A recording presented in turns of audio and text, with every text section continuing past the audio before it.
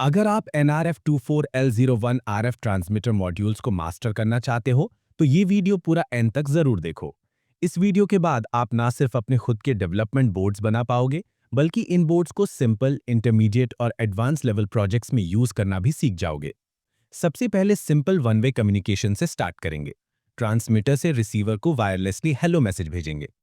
फिर इसी प्रोजेक्ट को मॉडिफाई करके वायरलेस टेम्परेचर मॉनिटरिंग सिस्टम बनाएंगे।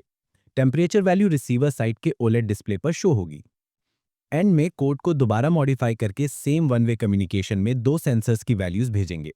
जब आप दो वैल्यूज भेजना सीख जाओगे, तो आप मल्टीपल सेंसर्स की रीडिंग्स भी इजीली भेज सकते हो, बस वेरिएबल्स की गिनती बढ़ानी होगी।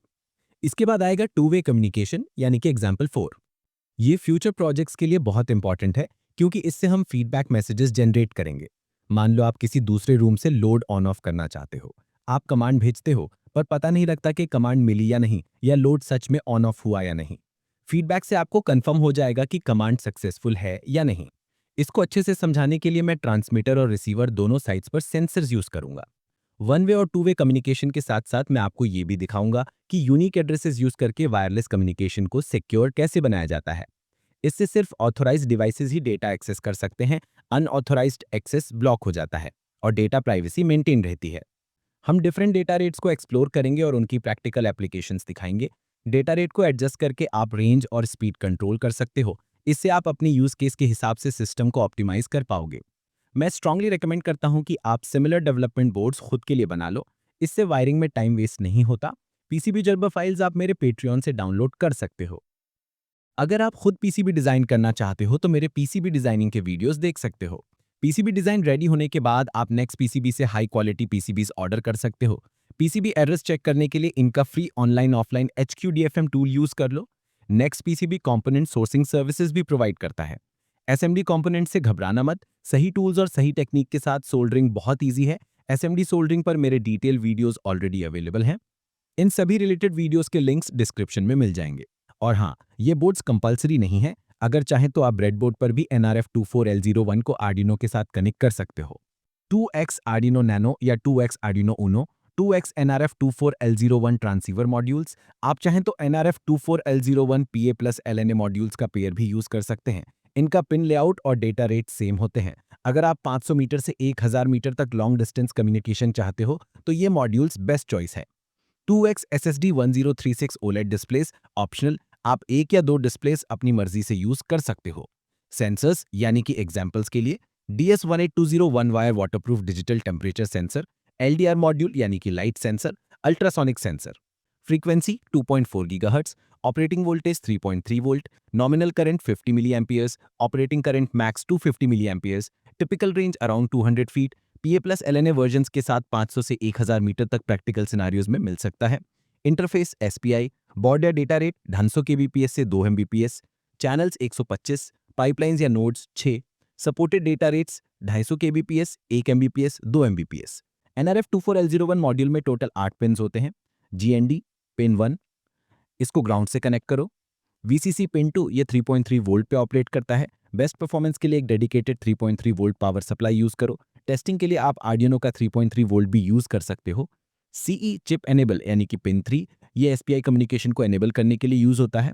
CSN chip select not pin 4, इस पिन को हमेशा हाई रखना चाहिए, वरना SPI डिसेबल हो जाएगा। SCK serial clock pin 5 clock pulse provide करता है। MOSI मास्टर आउट स्लेव इन पिन 6 आर्डिनो के मोसी पिन से कनेक्ट होता है। MISO master in slave out pin 7 Arduino के मीसो पिन से कनेक्ट होता है। IRQ इंटरप्ट रिक्वेस्ट पिन 8, ये एक्टिव लो पिन है, सिर्फ तब यूज होती है जब आप इंटरप्ट चाहते हो। ये दोनों बोर्ड्स 100% आइडेंटिकल है। आप इनमें से कोई भी बोर्ड ट्रांसमीटर या रिसीवर बना सकते हो। अगर आप नेटवर्क बनाना चाहते हो, तो ऐसे मल्टीपल बोर्ड्स बना सकते हो। इस बोर्ड पर मैंने एक 5 वोल्ट 3 एम्पियर पावर सप्लाई लगाई है, वही जो मैंने पहले ESP32 wifi plus Bluetooth project में यूज की थी। इसका सर्किट डायग्राम आप फॉलो कर सकते हो। साथ ही मैंने एक 3.3 वोल्ट पावर सप्लाई भी ऐड की है, जो NRF24L01 मॉड्यूल को पावर देती है। बोर्ड में I2C SSD 106 OLED डिस्प्ले भी ऐड है। अगर आपको डिस्प्ले यूज नहीं करना है, तो इसकी जगह आप एनालॉग सेंसर्स SD और CL पिन्स पर A4 A5 पर कनेक्ट कर सकते हो। बोर्ड को मैंने मेल हेडर्स दिए हैं, जिनके फर्स्ट पिन पर सिग्नल, मिडिल पिन पर 5 वोल्ट और थर्ड पिन पर ग्राउंड है। ये सर्वो मोटर और ESC से कंपैटिबल है। बोर्ड को आप 7 वोल्ट से 25 वोल्ट के पावर सप्लाई से चला सकते हो, या फिर मेल हेडर से भी पावर दे सकते हो। इसके जर्बर फाइल्स मेरे पेट्रियन पेज पर डाउनलोड के लिए अवेलेबल हैं। एग्जाम्पल 1 में हम एक हेलो मैसेज वायरलेसली ट्रांसमीटर से रिसीवर को भेजेंगे, वन वे कम्युनिकेशन। इस एग्जाम्पल में कोई सेंसर कनेक्ट नहीं किया गया है। ब्रेडबोर्ड कनेक्शंस, ट्रांसमीटर और रिसीवर दोनों साइट्स पर NRF24001 का कनेक्शन सेम रहेगा। अगर रिसीवर साइट पर आप डिस्प्ले नहीं यूज करना चाहते तो सीरियल मॉनिटर पर भी मैसेज प्रिंट कर सकते हो। अगर डिस्प्ले यूज करना है तो SSD 1036 OLED डिस्प्ले को आर्डिनो के साथ कनेक्ट करो। OLED का VCC आर्डिनो के 3.3 वोल्ट पर, OLEड का GND आर्डिनो के GND पर, OLED का SD आर्डिनो के A4 पर, OLEड का STL आर्डिनो के A5 पर। और बस वायरिंग रेडी है। प्रोग्राम्स मैंने ऑलरेडी अपलोड कर दिए हैं, तो चलिए अब देखते हैं इसका प्रैक्टिकल एक्शन में। जैसे आप देख सकते हो, दोनों बोर्ड्स के बीच कोई फिजिकल कनेक्शन नहीं है। रिसीवर साइड को मैंने पहले से पावर दे रखी है और डिस्प्ले ब्लैंक है क्योंकि अभी तक ट्रांसमीटर साइड को पावर नहीं दी गई है। जैसे ही मैं ट्रांसमीटर साइड को पावर देता हूं, रिसीवर साइड के OLEड डिस्प्ले मॉड्यूल पर हेलो मैसेज प्रिंट हो जाएगा। और जैसे आप देख रहे हैं, हम successfully hello message transmitter side से रिसीवर साइड पर भेज सकते हैं। अगर आपने ये एग्जाम्पल समझ लिया तो आगे के एग्जाम्पल्स आपके लिए काफी ईजी होंगे, क्योंकि हम 80 to 90% सेम कोड का यूज करेंगे। चलो अब चलते हैं अपने सेकंड एग्जाम्पल की तरफ। इस दूसरे एग्जाम्पल में आप देख सकते हो कि मैंने ट्रांसमीटर साइड पर DS18B20 one wire waterproof digital sensor connect किया है और रिसीवर साइड पर कुछ भी कनेक्ट नहीं किया। ये एग्जाम्पल भी वन वे कम्युनिकेशन का यूज करता है। इसमें हम टेम्परेचर वैल्यू को ट्रांसमीटर साइड से वायरलेसली भेजेंगे और रिसीवर साइड के OLEड डिस्प्ले मॉड्यूल पर टेम्परेचर वैल्यू को प्रिंट करेंगे। ये प्रोजेक्ट इंटरमीडिएट लेवल का है, तो आप इसे अपने कंप्लीट प्रोजेक्ट के रूप में भी यूज कर सकते हो। ट्रांसमीटर और रिसीवर साइड की वायरिंग के लिए आप ये सर्किट डायग्राम्स फॉलो कर सकते हो, जो आप मेरे वेबसाइट electronicclinic.com से डाउनलोड कर सकते हो। मैंने दोनों प्रोग्राम्स अपलोड कर दिए हैं, तो चलो अब देखते हैं कि आर्डविनो और NRF24L01 RF ट्रांसीवर मॉड्यूल्स का यूज करके हम वायरलेसली टेम्परेचर कैसे मॉनिटर कर सकते हैं। जैसे आप देख सकते हो, हम टेम्परेचर को वायरलेसली मॉनिटर कर सकते हैं। इसी तरह आप एक से ज़्यादा सेंसर भी मॉनिटर कर सकते हो। फॉर एग्जाम्पल, अगर आप टेम्परेचर के साथ साथ एक LDR का यूज़ करके डे या नाइट डिटेक्ट करना चाहते हो तो ये भी पॉसिबल है। चलिए इसको ट्राई करते हैं। इस थर्ड एग्जाम्पल में मैंने ट्रांसमीटर साइड पर एक DS18B20 one wire waterproof digital temperature sensor और एक LDR मॉड्यूल कनेक्ट किया है।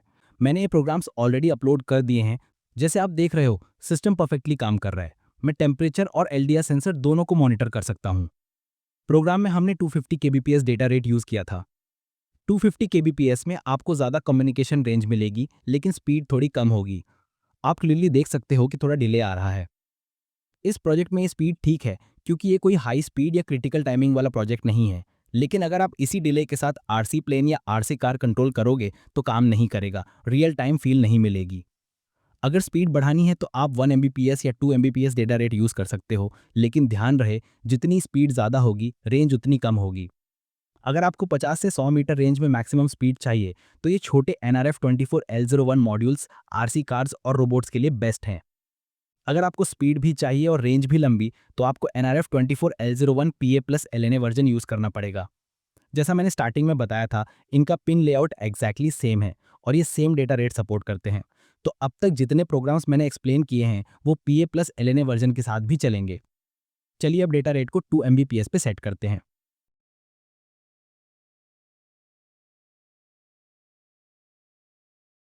इस एग्जाम्पल में आप देख सकते हो कि मैंने ट्रांसमीटर साइड पर टेम्परेचर सेंसर और रिसीवर साइड पर HC-SR04 अल्ट्रासोनिक सेंसर कनेक्ट किया है।